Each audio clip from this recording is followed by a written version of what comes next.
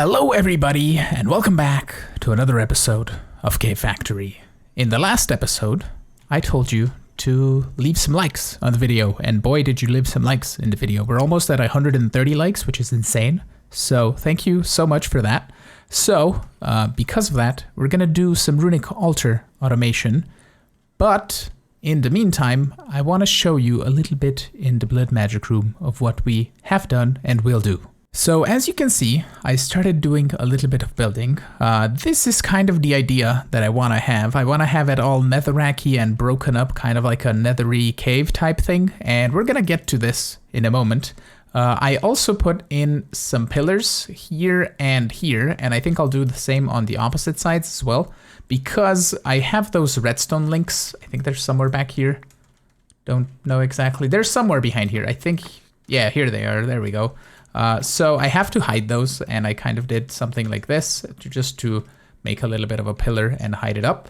And I don't want to do pillars on all of the sides because it's going to look way too symmetrical, and I just want to break it up with a little bit of caviness.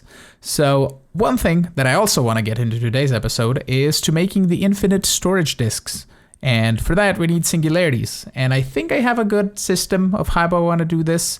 We basically have an exporter here to export the item that we need into here. And I don't want to export like a ton of the item, so I have the inventory checker here set to the amount of items in the slot.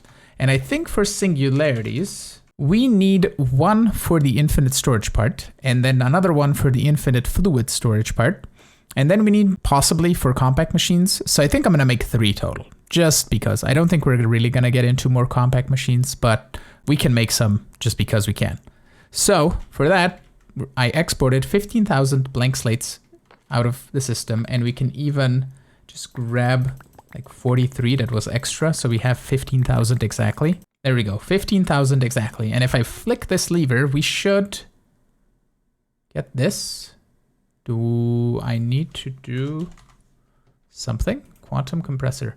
I need an ultimate catalyst. Hello, there we go. Haha, I see.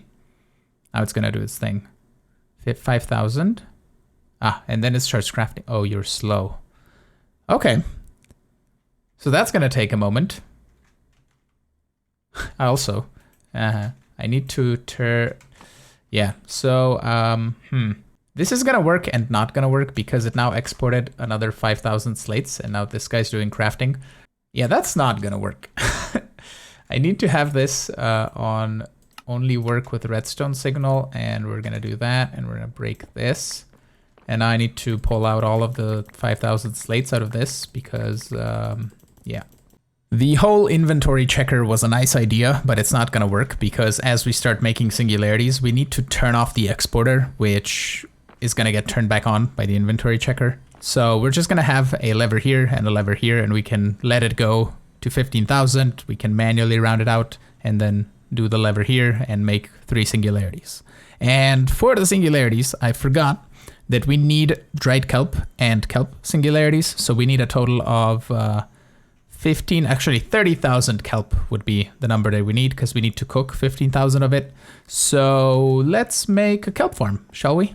We need more than just the kelp and the dried kelp singularity to finish this, and 2 of these are alloys, which is steel and electrum, and since we have a creative tank, it's super easy to automate, and I have done the steel in between episodes, and we have 42,000 now in the system, and the automation is simple. It's a creative tank with pipes that extract with a netherite upgrade, so it's or an ultimate pipe upgrade, so it's super fast, into casting basins, and then we just have item pipes here, extracting it into our main ender chest that is also down here, and it's importing into our behind the scenes drawer system. So over here, we can turn this on, and it's gonna make us a bunch of steel. And if we right click it with electrum, it's gonna make us a bunch of electrum. So as far as we go right now, we have 392 electrum. And we can just let this go for a couple of minutes, like 20 or so, and it's gonna make us all the electrum that we could ever desire. So you can see it makes quite a bit at once. A total of what, 16 blocks, I think? So that's gonna take only a moment. I filled an entire obsidian chest, you can see it on the floor there, with cobblestone, and then just broke it. So that's gonna get us a bunch of wood, and it's gonna be easy and simple to do. And I don't think I want to finish the pack in today's episode. I think I still want to automate a few more things because getting wood, for example, I don't want to do it this way. I just want to do it this way today for the Singularity, but in the end run, I want to have something that's going to automatically generate wood for us.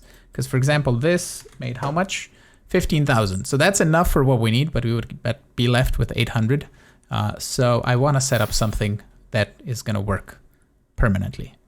We now have 20,000 electrum ingots in the system, which is more than what we need, and I tore the machine down.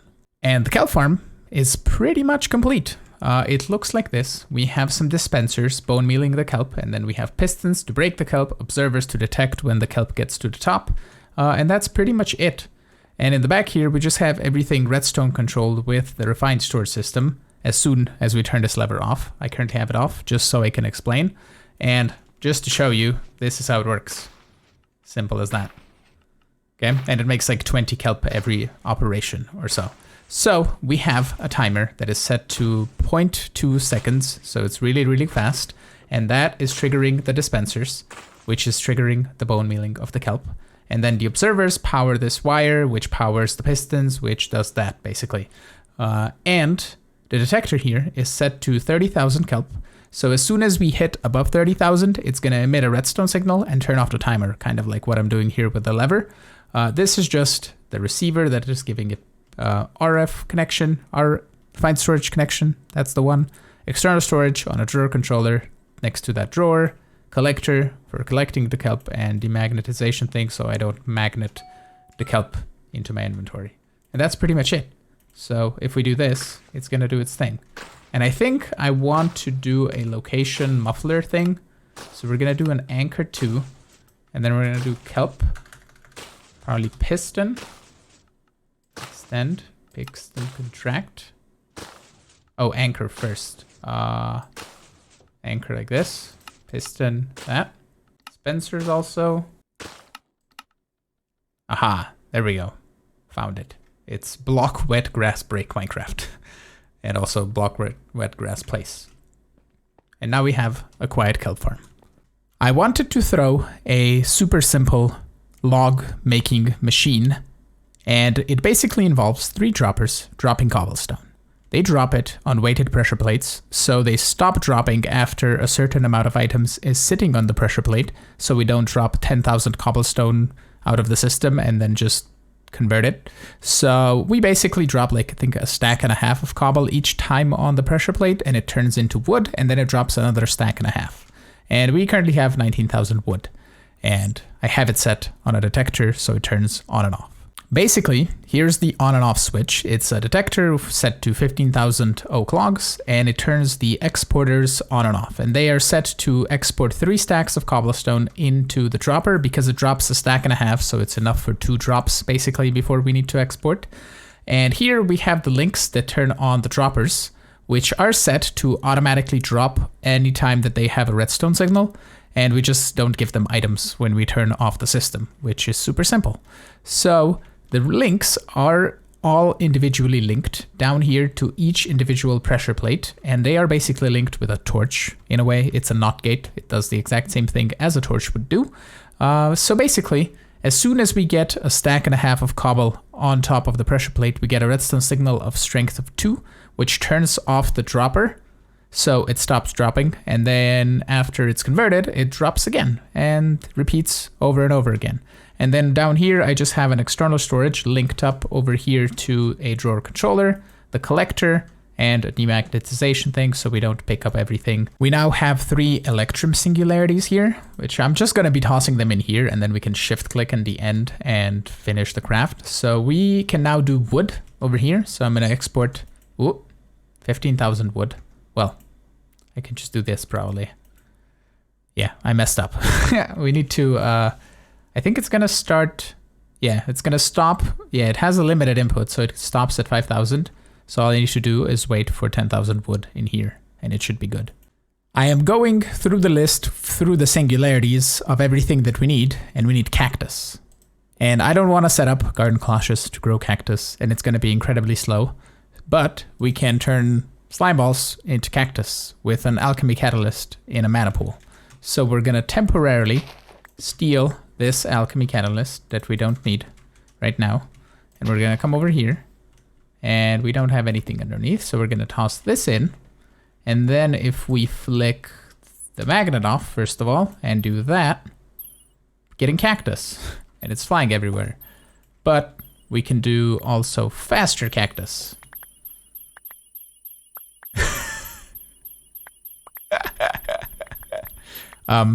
Cactus, anyone?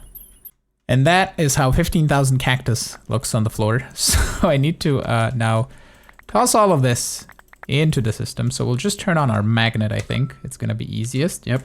And we can just store it all. In the meantime, I'm gonna be doing a bit of building, and I started using these netherrack speleothym things from Quirk. They look really cool and add a little bit of texture and depth. Oh, not necessarily texture, more depth, I think. But firstly, we're gonna build everything out of netherrack, and then we're gonna do the detailing later. I figured out a really cool thing to automate this. It's very temporary, but it does work. I can push a button, and then it's gonna export 15K, and then start crafting, and then not export anything else. So it's pretty cool. The way it works is we have a powered latch here that we power with the button, and it turns on the exporter. It exports 15K, and then at 15K, this guy detects it and emits a signal that goes through here and turns off the exporter by turning off the latch. And you're gonna see that in a moment. And then it also turns on this latch, which basically turns this guy on, so it starts extracting because it's on redstone mode. And you can see that happen right now. There we go. It starts extracting and crafting, and it's not gonna do anything until I press the button again. And when I press the button, it also triggers this, so basically it turns it off as soon as I start the export from there.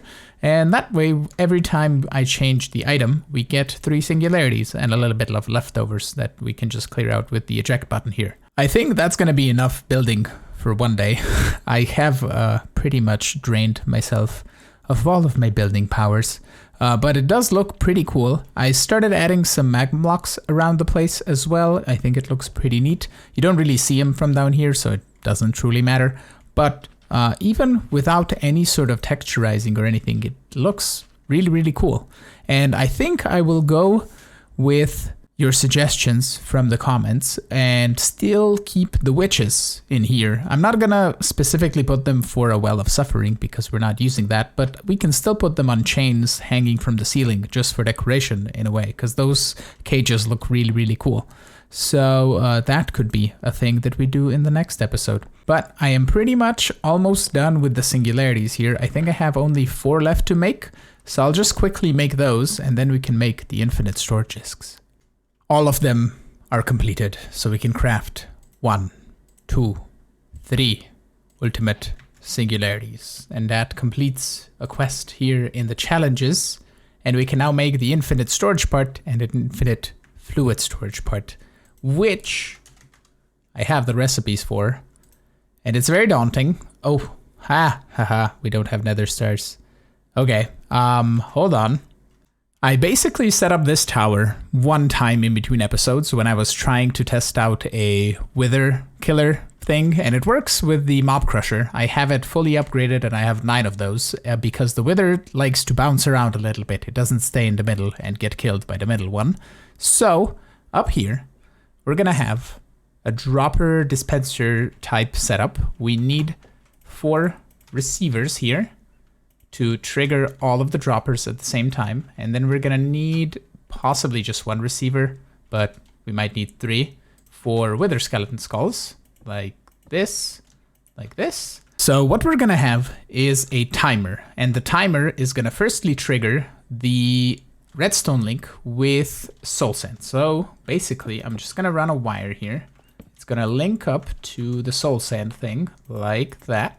And then we're gonna do a repeater with possibly just 1 thing of delay, and then we're gonna trigger the wither skeleton skull, right? And I put both of them like that. So is that gonna work? It is. Okay, places the soul sand, and then we need wither skeleton skulls in here. So I need to hook this up to a network receiver. And we're just gonna add to our tower here of network receivers. So it's just gonna be like that. And it should be hooked up there. And we can now add soul sand regulator upgrade to a stack, and then a stack upgrade into all of these, and the same for wither skulls. And if we firstly manually place the first wither, it's gonna float down and do its thing and get killed down the bottom. And let's put a little bit more interval on the timer. Let's say like 5 seconds, right? Just so it's a little bit slower. But there you go.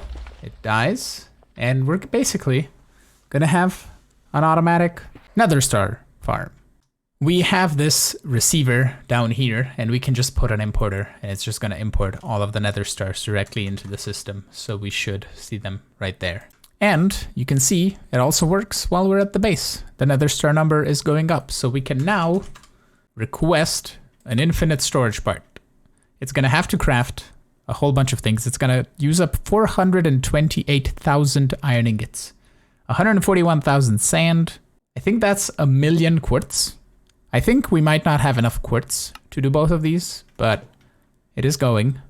I had to close the game, and it basically reset our craft, which basically means that it reset our resources, and we don't have enough resources now because it used up all of the diamonds. We had like 70-something thousand diamonds last time I checked. Well, we used 15,000 for the singularities, so that would be like 55,000 if I'm not mistaken.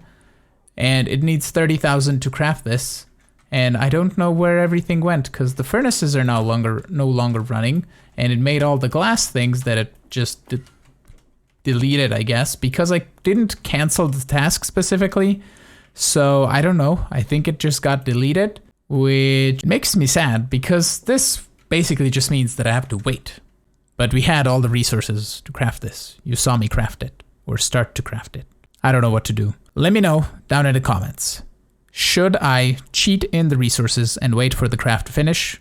Or should I just creative give myself the item because we do have the resources to craft it? It just time is what needs to be happened to craft it. So I don't know. Let me know down below. This episode was going so well. We were on the verge of crafting an infinite storage disk, and then it just turned sour by the game being weird and deleting my stuff. So I think it's time to wrap up today's episode. I want to thank you all so much for watching. Thank you so much for dropping by and leaving all the likes, doing all the things. In the next episode, we're going to automate the runic altar thing up top, like I promised. And we're possibly going to try and sort out our infinite storage disk problem.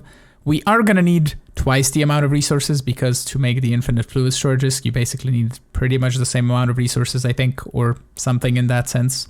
So we might have to set up more ways to generate quartz or something, but all of that is future Fiki's problem.